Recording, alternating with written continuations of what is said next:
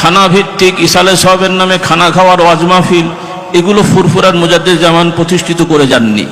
ফুরফুরার মুজাদ্দিদ জামানের বাৎসরিক ওয়াজ মাহফিল, ওর সাথে ইসালে সওয়াব এর ব্যাখ্যা আমাদের ওসিয়তনামার মধ্যে আছে, যে সহিহ কোরআন হাদিসের ঈমান আকীদা মাসলা মাসাইল শেখানোর জন্য ওয়াজ মাহফিল, আর দূর দূরান্ত থেকে মেহমান আসে বা মেহমানদের মেহমানদারির জন্য খানা খাওয়ানো, সেটা হলো সওয়াবের কাজ। এই হচ্ছে তার ব্যাখ্যা। আর এখন আমাদের অনেক দরবার কেন্দ্রিক ওয়াজ মাহফিল হয়ে গেছে মৃত্যু বার্ষিকী, ইন্তেকাল বার্ষিকী, কয়দিন পরে হবে হার্ট অ্যাটাক বার্ষিকী, অ্যাজমা বার্ষিকী, জ্বর বার্ষিকী। তো এই সমস্ত বার্ষিকী টার্ষিকীতে ইসলামের কোনো খেদমত হবে না, আর এর তো ইসলামের সাথে সম্পর্কই নেই।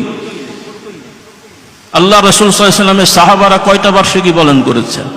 সাহাবায়ে কেরামরা খোলাফায়ে রাশিদিনদের কয়টা বার্ষিকী পালন করেছেন? এগুলো ভিন্নভাবে ঢুকে গেছে। ফতোয়া আমি দিতে যাচ্ছি না, এগুলো আমাদের মৌলিক বিষয় না।